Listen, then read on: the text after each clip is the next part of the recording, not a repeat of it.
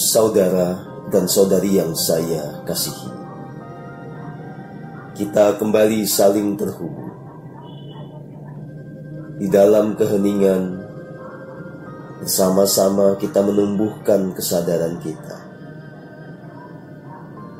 Kita menyelami realitas untuk mendapatkan kebenaran yang sejati. Saya mengasihi Anda semua. Terlimpah bagi Anda energi kasih yang paling murni. Bersukacitalah selalu. Saudara dan saudari yang saya kasihi, kita kembali membahas tentang misi yang diemban oleh para kesatria cahaya. Kita dilahirkan pada era yang sama. Kita saling berkenalan, saling terhubung, untuk kemudian bersama-sama berjuang mewujudkan apa yang menjadi visi kita, yaitu bumi surgawi. Ini bukanlah sesuatu yang bersifat kebetulan. Ini adalah bagian dari sinkronisitas. Jiwa kita telah berjalan cukup panjang, telah mengalami segala dinamika, segala kebangkitan dan kejatuhan, hingga pada akhirnya kita dipertemukan pada sebuah momentum. Saat inilah, di era inilah, kita punya peluang yang sangat besar untuk menuntaskan apa yang menjadi misi dan pekerjaan agung kita. Hari-hari ini semakin banyak orang yang terpanggil untuk menekuni jalan spiritual. Maka ini adalah penanda akan kerinduan secara kolektif dan juga gerak semesta yang agung tentang semakin mendekatnya kita kepada era terang benderang, era di mana bumi kita diterangi oleh sinar suci kesadaran. Tentu saja, pada titik ini, tantangan yang kita hadapi menjadi sangat tidak mudah. Setelah sekian lama, bumi ini dicengkram oleh kuasa kegelapan dalam segala bentuknya. Dan mereka tentu saja punya free will, punya kehendak bebas yang memungkinkan mereka untuk tidak mau melepaskan apa yang telah mereka cengkram. Maka ini akan menjadi sebuah perjuangan yang mengasihkan. Ada tarik-menarik. Di satu sisi kita mencoba untuk menyalakan terang kesadaran, sementara mereka para kuasa kegelapan berupaya untuk mematikannya. Saat kita berjuang untuk memerdekakan jiwa-jiwa, mereka terus berupaya untuk mencengkram dan membuat jiwa-jiwa tunduk di dalam kuasa kegelapan. Mereka mencoba mengendalikan pikiran manusia. Saudara dan saudari yang saya kasihi, dinamika yang terjadi ini adalah kewajaran pada manusia sendiri. Karena memang manusia punya dualitas. Selalu ada di antara kita yang mengikuti sisi gelapnya. Maka jadilah mereka representasi manusia yang penuh angkara. Di semua negara, di semua kawasan ada orang-orang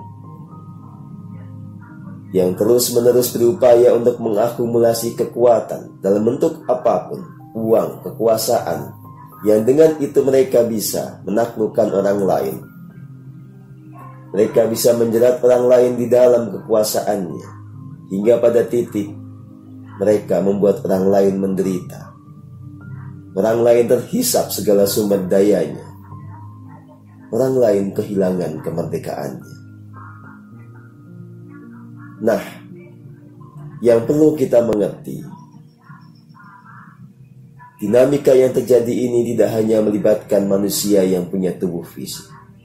Keberadaan manusia yang mengikuti sisi gelapnya itu menarik keberadaan-keberadaan dari dimensi lain yang tidak terlihat oleh mata indrawi kita. Maka datanglah kuasa kegelapan dalam segala bentuknya. Sebagaimana yang bisa saya mengerti karena ini berangkat dari pengalaman nyata. Ketika saya berupaya untuk meningkatkan kesadaran banyak orang, mengajarkan tentang kesadaran yang murni, tentang bagaimana terhubung pada diri sejati, dan juga berupaya untuk menyelaraskan bumi ini, maka yang memberikan tantangan atau hadangan memang berupa-rupa bentuknya. Ada iblis, ada siluman dalam berbagai bentuknya,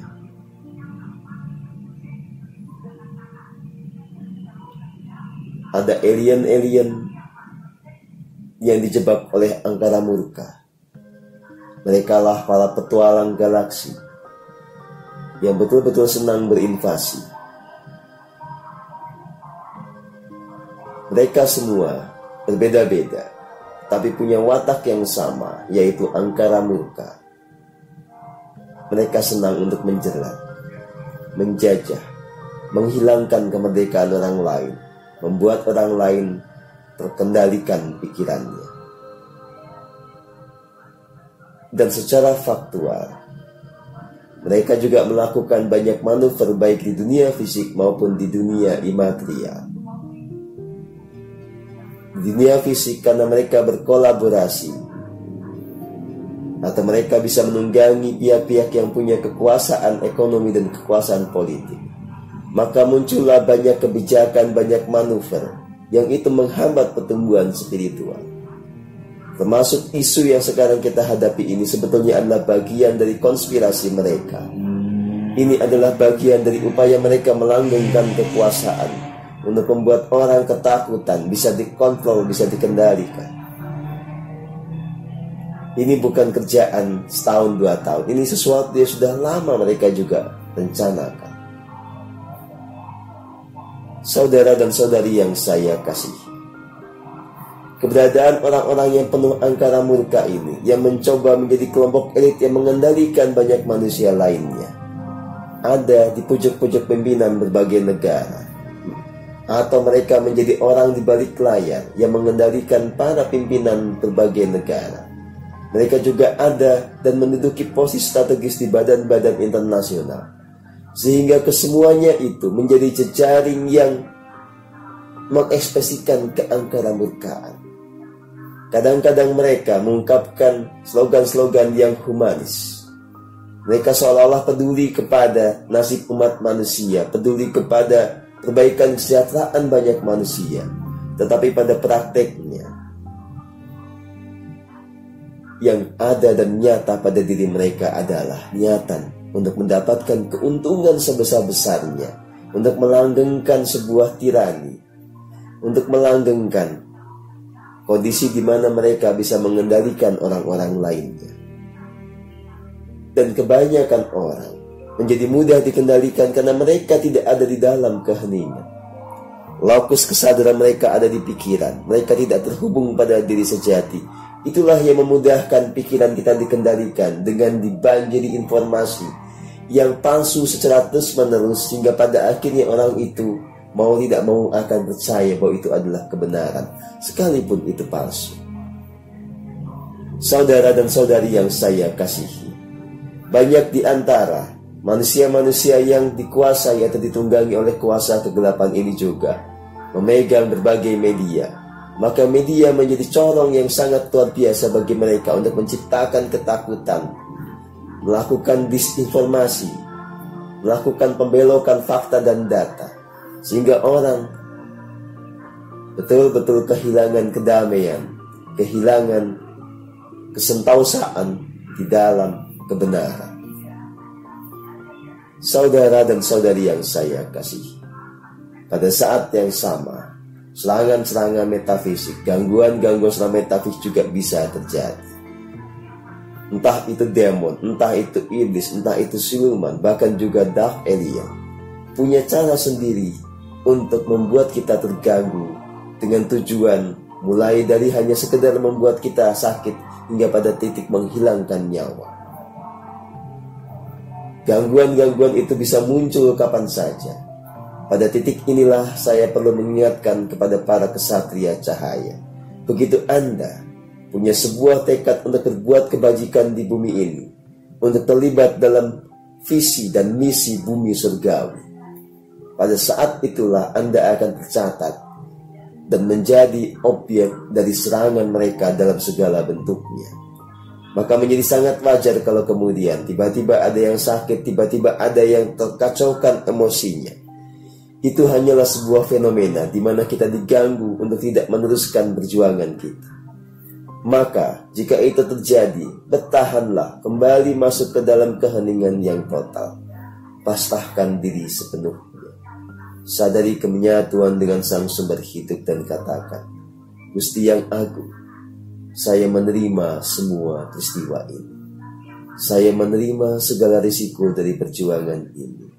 Selalu bimbinglah melalui kebenaran yang muncul dari diri sejati. Dan biarlah kuasa-Mu yang tanpa batas bekerja pada diriku, menyelaraskan semuanya, memulihkan semuanya. Aku berserah diri sepenuhnya. Saudara dan saudari yang saya kasihi, demikianlah kenyataannya. Maka jangan pernah patah semangat, selalulah bangkit. Kita ini dituntun untuk melakukan yang terbaik tanpa terikat pada hasil. Maka setiap hari kita melakukan pemberkatan, kita melakukan penyelarasan, kita selalu memancarkan energi kasih yang paling murni. Jika pada kenyataannya situasi sosial, politik, ekonomi belum seperti yang kita harapkan, itu tidak perlu membuat kita berkecil hati. Kita analisa semuanya untuk mendapatkan informasi tentang bagaimana rangkaian sebab akibatnya. Kita melacak faktor-faktor yang paling dominan sehingga situasi yang tidak ideal ini terjadi. Lalu kita mengambil manuver, melakukan tindakan yang memang dibutuhkan, tanpa pernah putus asa, tanpa pernah kita merasa lelah, terus berjuang dan berjuang. Dan pada kenyataannya, jika kita melihat kondisi bumi ini, kondisi bangsa ini dibandingkan dengan beberapa bulan atau tahun yang lalu, semakin kesini, semakin membaik, semakin selaras, semakin jernih. Inilah yang perlu dimengerti oleh semua kesatria cahaya. Terus lakukan yang terbaik yang bisa Anda lakukan di segala sektor.